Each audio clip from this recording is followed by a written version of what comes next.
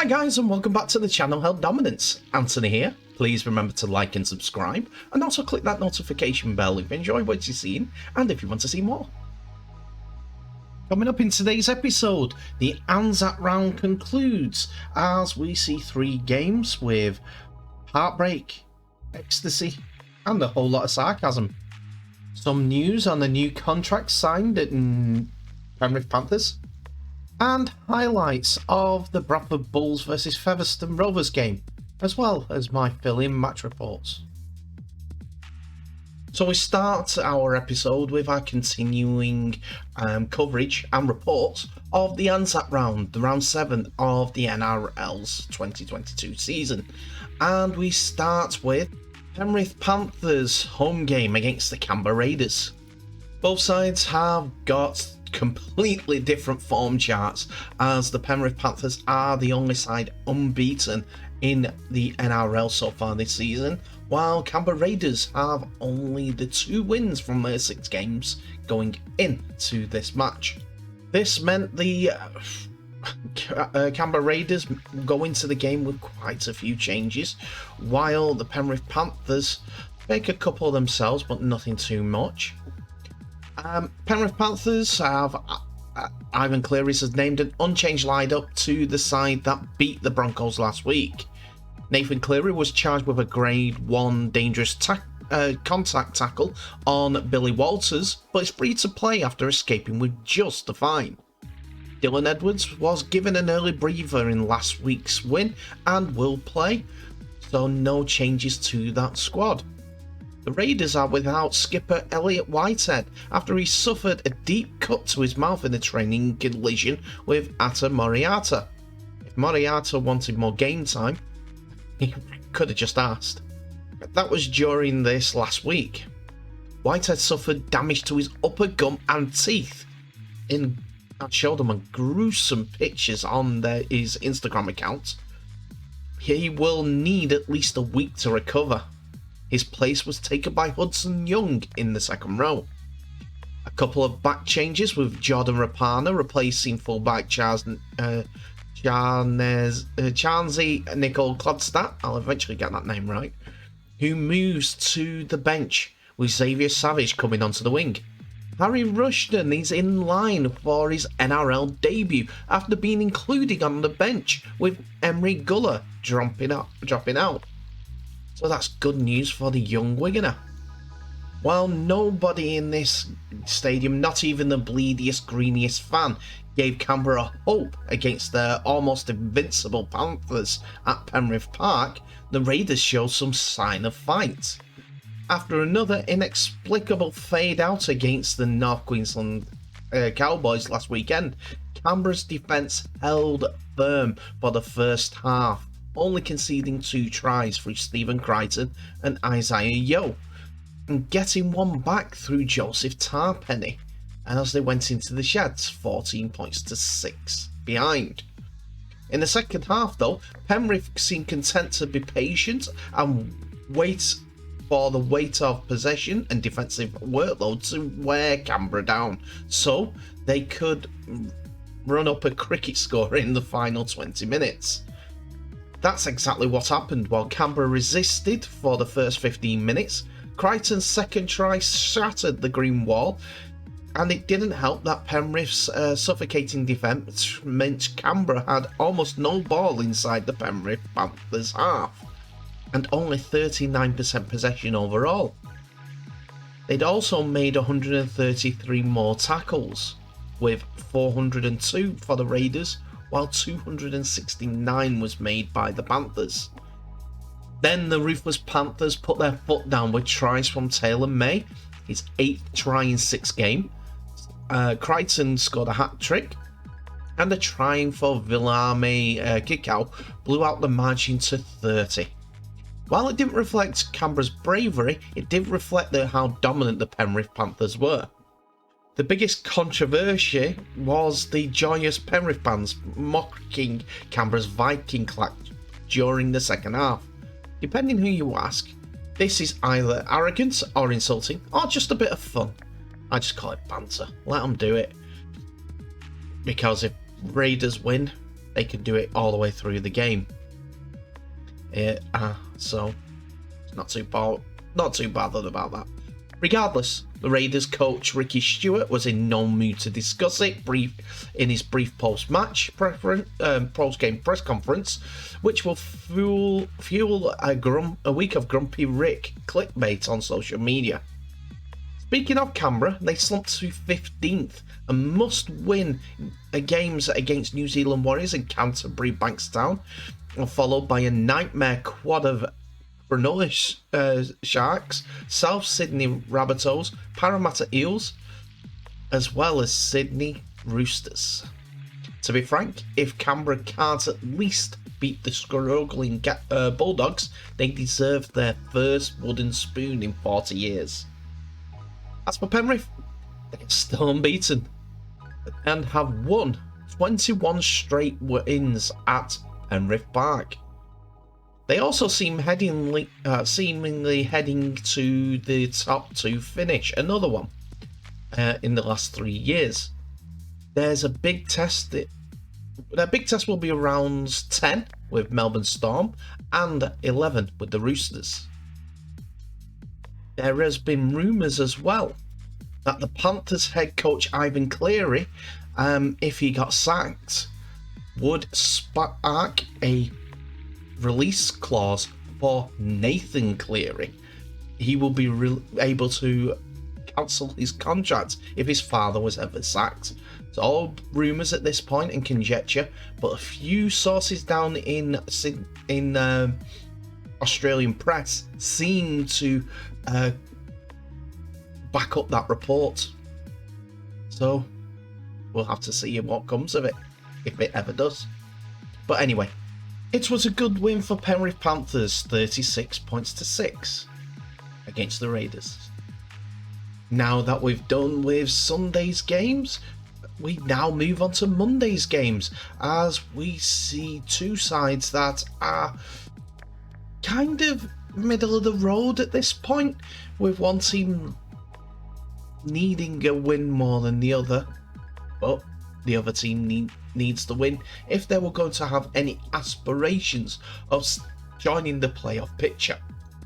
In front of a large crowd at the Sydney Cricket Ground, we see the St George Illawarra Dragons facing the Sydney Roosters.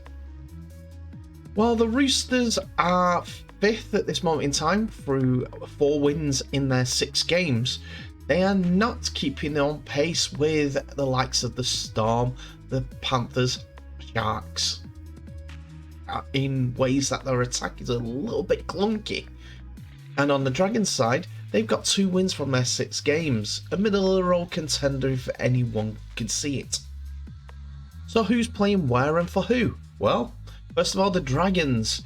Further changes for Anthony Griffin in the hour update, with George Burgess and Josh Maguire promoted to the run-on side, which will see Tariq Sims move to the bench, and Burgess replaces John Keir, who dropped out of the 19 on Saturday. Blake Lawrie and Aaron Woods stay on the bench. Tyrell Fuimoano and Tautau Moga both played for the New South Wales Cup side on Sunday, so are not included. For the Roosters, positional changes for the Tricolours see Siosua Takiyaho and Nat Butcher start, shifting Jared Warrior-Hargreaves and Victor Radley to the bench. Paul Momorowski replaces Kevin Nagama in the backline after he was a late withdrawal from last week's win over the Warriors. The Roosters went into the match heavy favourites after the early exchanges. It looked like they were settling in for a big win. They had a great opportunity to attack the Dragons' line in the first 10 minutes, but were probably too guilty of trying to go around, while the Dragons' defence scrambled well to deny the Tricolours their first points.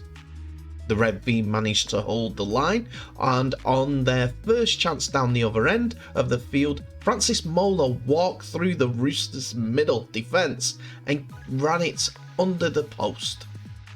It didn't change the charge of the Roosters as they continue to pile on the pressure, but continue to come away with nothing to show for all the possession and pressure that they were putting on the Dragons line. St. George scored the next try though, as Jaden Sewer was the beneficiary of a mistake from a crossfield bomb and then added a penalty goal to the total and give them an unlikely lead of 14 points to 0 at the break.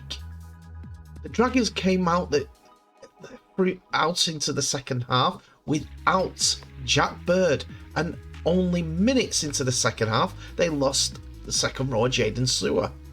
The Roosters straightened up their attack and it was clear it helped lift their intensity as they charged the middle of the field. The Dragons failed to finish their set and James Tedesco made a break, which they were able to capitalise on.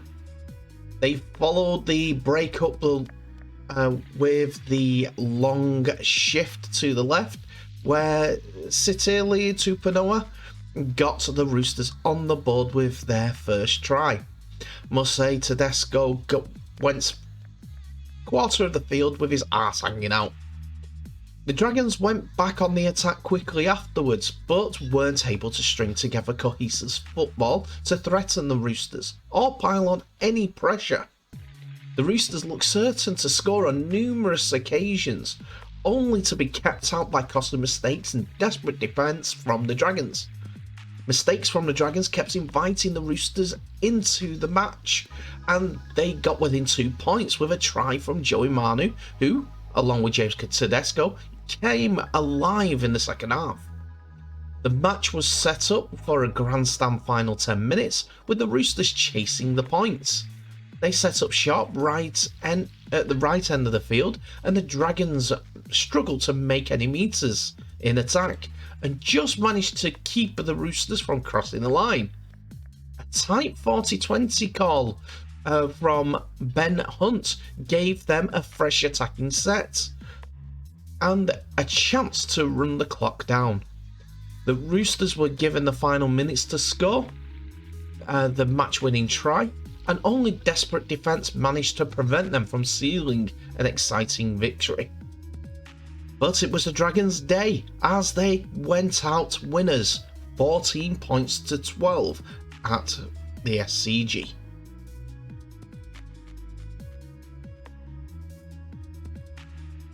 We now move on to the Monday night game in the Betfred Championship as we see Bradford Bulls host Featherstone Rovers in the live game on Premier Sports. Bradford come into this game with 4 wins from their 9 games so far and sit mid-table, having just been overtaken by Winners Vikings on points 4 difference, while Featherstone, if they win tonight, can go back top after Lee's victory against London Broncos yesterday. Featherstone came into the game with a whole load of stars left out. First of all, Morgan Smith starts at standoff, and I think that might change again soon after Jonathan Ford arrives at Featherstone. Pickersgill and Jesse Senna-Lefeo is on the bench after being out since the first game of the season due to a shoulder injury, while Ben Matthew also comes in for his debut on the bench also. After losing their last 2, including the last game where they lost to 12-man Halifax at home, and not being able to beat Featherstone in the last 5 appearances against each other, Bulls coach John Keir makes 4 changes to the side that played last time out, as Fogging Johnson plays on the left wing, while Wallace appears on the bench, with England appearing in second row. Sam Hallis continues at loose forward since his move from Newcastle, and Sam Walters comes on the bench in a debut.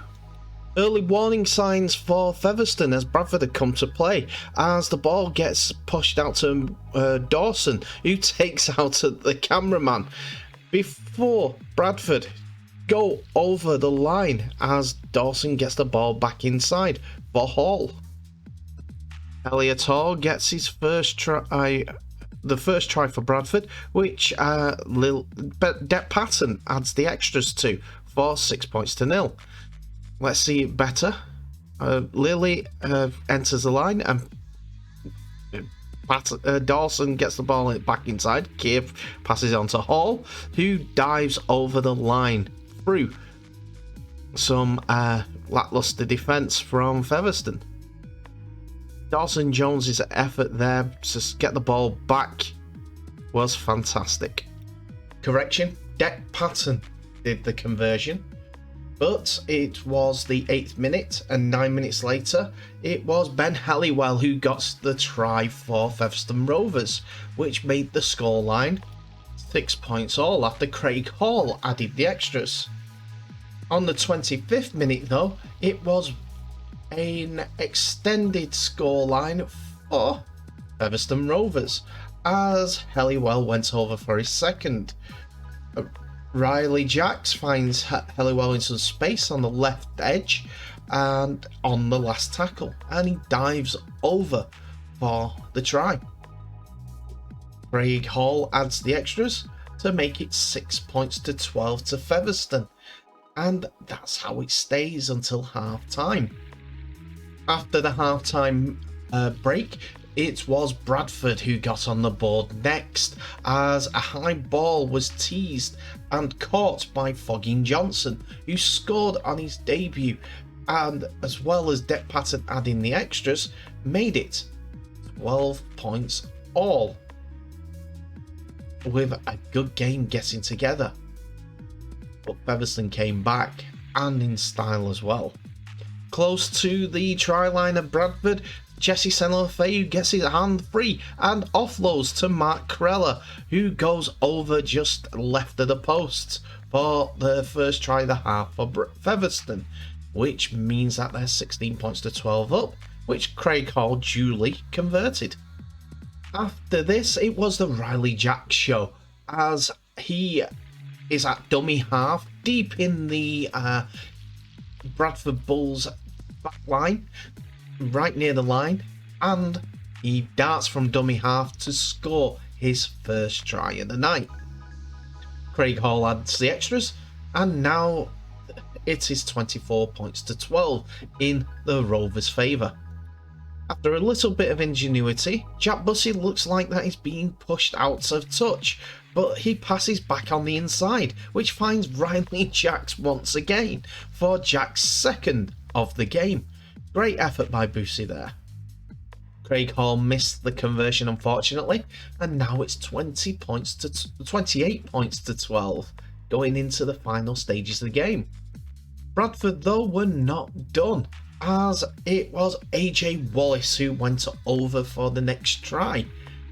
In the 20-metre area of Featherstone, it's Jordan Lilly who's got the ball running to the right edge, and he spots a little bit of a gap, and Wallace is on a great angle to go through the gap untouched to score underneath the sticks, which Patton converts with the old-fashioned drop kick to make it 18-28.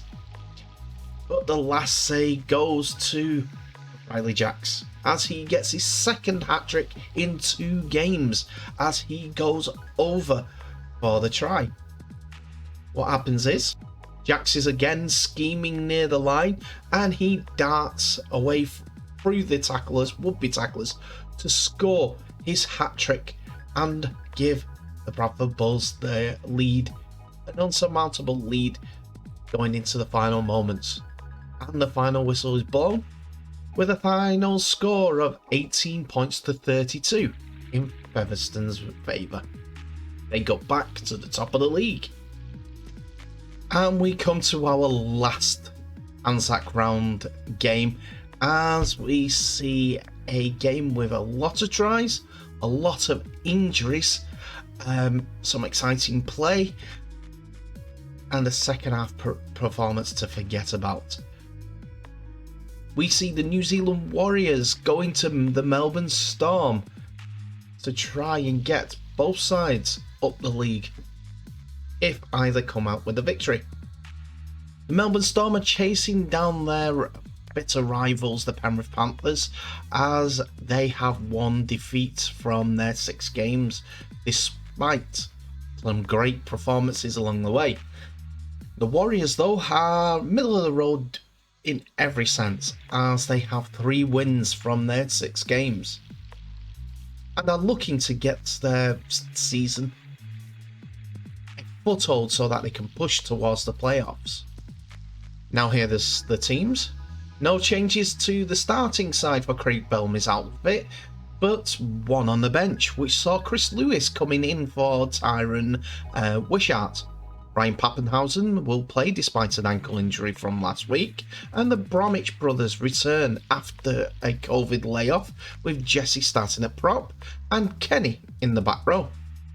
Jas Tavenga comes into the side at lock after Cody Nikarima, with COVID protocols, was omitted in the 24-hour team list. Josh Curran switches to the back row, with Bailey Siranen moving to the bench alongside Taniela Otukolo, who replaces Elias Kasua. So before the game, there was a pre-match ceremony, and it was completely fantastic, with the traditional Anzac New Zealand ceremony and an Australian ceremony to welcome both sides, and it showed that both sides there were here to perform. The Warriors showed some spark with an early run from Wade Egan, but could not convert it into points. Melbourne returned the favour with a strong set of their own before the club started trading sets, neither gaining an advantage. The Warriors side surged up the field after earning a penalty, and looked to have scored when Reece Walsh fired a cutout pass to Ed Cozy, but the young winger dropped the pass, and Ryan Passenpenhausen scoops it up before getting it away to Jerome Hughes, who ran 60 metres to score the first try of the night. Wasn't going to be a good night for Cozy, I'm afraid. The home side looked ready to pounce again on the next set, breaking the visitors' defensive line apart before being dragged down by a scrambling defender. After surviving that scare, the Warriors found themselves back in the Storm half, and they were over the try line with Chanela Harris-Tavita through a skip pass out to Dalen Watani-Zelezniak to see the scores levelled. The match settled back into an even contest, with both sides trading errors for several sets before Hughes' grubber was not cleaned up by Cozy and then dived on by Xavier Coates for the Storm's second try of the evening. Melbourne added to their lead a few minutes later when Nick Meaney latched onto a Sean Johnson pass to run 70 metres to score. It was an interception try. Sean Johnson wasn't on song either during this game. Everything appeared to be going the Storm way, and the Warriors needed to pull a rabbit out of the hat if they wanted to get themselves back into the contest. And that came from a Johnson kick on the second tackle that had a fortunate bounce that found its way to Egan for a much needed try for the visitors. With half-time edging closer, we did see too much more of what happened in the first half. The Warriors gave away a few silly penalties, which gave the Storm a chance to end the half with a penalty goal, pushing their lead out to 6 as both sides entered the sheds. Melbourne were up 16 points to 10 at half-time. Melbourne started the second half strong and surged up the field before the Warriors forced an error on the last tackle. The Storm challenged the call, and the bunker ruled in their favour, giving them a penalty for the Warriors player tackling Harry Grant before he grabbed the ball. Pappenhausen pushed the lead out to 8 with a penalty goal, And after a few errors-riddled sets, the Storm were deep in the visitors' half on the 5th tackle when the ball ended up in the unlikely hands of Nelson Asafa Solomona. He put a kick that found its way into the hands of Pappenhausen for another try. The play was stopped for a brief spell after a scary incident when Watani Zalesniak was knocked unconscious when his head collided with Asafa Solomona's knee, which saw the veteran winger stretchered off the field. The New Zealand side did themselves no favours when the game restarted, when Walsh's kickoff sailed over the dead ball line, gifting the Storm a penalty on the halfway. Moments later, the Storm were across the line again, when Melbourne's target the Warriors' reshuffled left edge and Meaney crossed for his second try of the night. This saw the floodgates open as the Storm continued to punish the New Zealand side, scoring back-to-back tries via Pappenhausen and Grant, before twisting the knife further with 3 more tries to Coates in quick succession, who would make the most of Cozy having a bad night. The visitors were left frustrated and started getting a bit niggly, with Matt Lodge getting penalised and put on report after the home side added more points to their tally and set a new record for the most points scored at Melbourne's AAMI Park when Hughes, Jesse Bromwich and Justin Olam all scored in the final 10 minutes to end the match with a massive 60 points advantage win, handing the Warriors their biggest defeat in their history. Giving you some idea of how bad the night was for the New Zealand Warriors, it was the 74th minute, and the second half stats for complete sets where Melbourne had missed 1 out of their 18 sets, while New Zealand Warriors have had only 5 sets and completed 1. That's why the victory was so big and gave the Melbourne Storm a round 7 victory of 70 points to 10. And that's it for another episode, ladies and gentlemen. Thank you so much for watching. Please remember to like, subscribe and click that notification bell for any new videos that come your way in the next few days, as well as sharing the video worldwide to help grow our lovely sport of rugby league. Tell me what your thoughts are of today's episode. Are Featherstone up at this point, or is it Lees to derail the motion? New Zealand Warriors fans, how disappointed are you with that collapse? Some promise in the first half, just needed to neaten up the mistakes, but they couldn't get around the mistakes, and Melbourne punished you. That was a sad, sad sign to see. Penrith putting the bants across to the Raiders with a Viking clap. Michael Bolton Wanderers does a Viking clap for the Icelandic player that we have in the club. They just did it for fun. And St George Illawarra, best result of the weekend for me. That result to hang on in the second half, to stay, to keep Roosters at arm's length. A little bit of luck and a little bit of fortune, but they got the win either way. You tell me what your game of the weekend was, and also what your thoughts are of today's episode. Please remember to share this video worldwide, and I'll end the episode as I normally do by wishing you the best. I'll see you in the next episode. Please stay safe.